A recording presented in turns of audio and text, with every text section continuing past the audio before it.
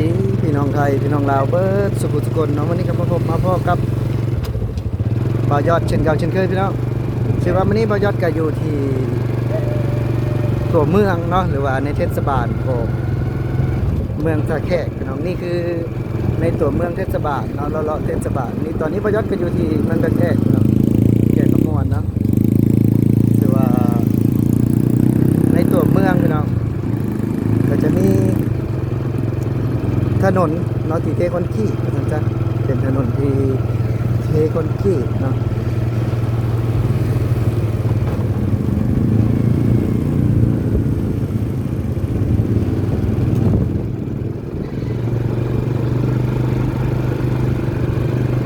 เขาเห็นเนาะเขาจะเห็นได้เลยถนนก็ถามว่าคือไทยบ่ก็คือในบางส่วนนะพี่น้องเนาะก็จะคือในบางส่วน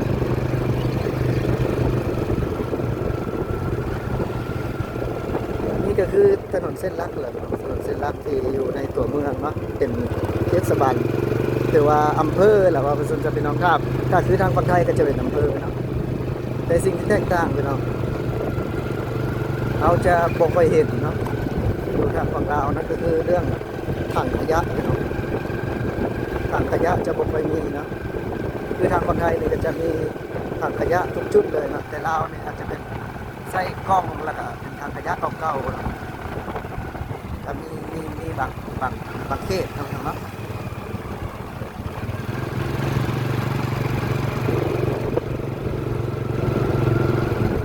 นี่จะเป็นช่วงก่อสร้างอยู่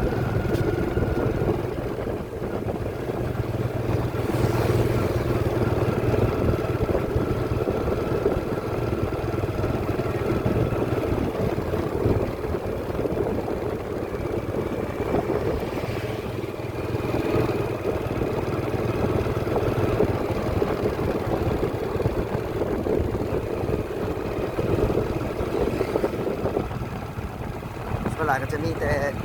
เป็นทางขยะเก่าๆนะนี่พี่น้องเนาะบริมีคือประเทศไทยได้พี่น้องเลยจะแยกสีแยกอย่างเนาะจะบ่ค่อยมีนะพี่น้องนี่คือเทศบาลเนาะหรือว่าในตัวเมืองแล้วว่าจะพี่น้องในตัวเมืองของบ้านเกิดบ่อยอดสงสารบ่อยอดได้มาธุระเนาะยังมีเศษขยะหลายอยู่พี่น้อง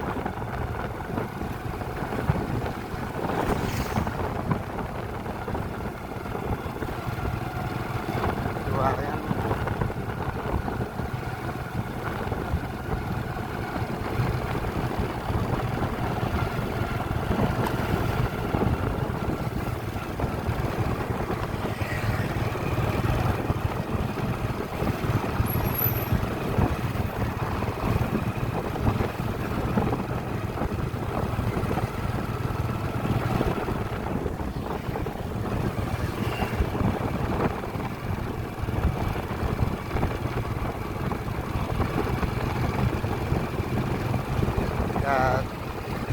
เป็นภาพบรรยากาศเนาะอยู่ในตัวเมืองว่าซั่นซะถามว่าเจริญบ่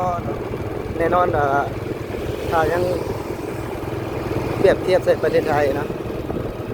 ก็ยังห่างไกลกันหลายพี่น้องยังห่างไกลกันหลาย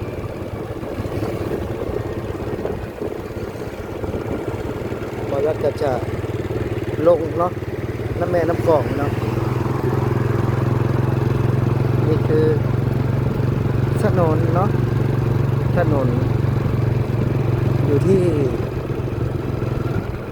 ตัวเมืองเป็นตัวอำเภอของทางฝั่งสปปลาวเนาะ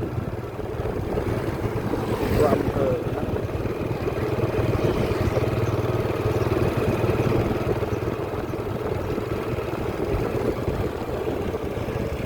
เจอถามว่าเจริญบอกก็เจริญไปหลายเติบเจริญไปหลายเนาะก็จะมีไฟแสงสว่างก็จะเห็นไฟแสงสว่างในตามทางเนาะ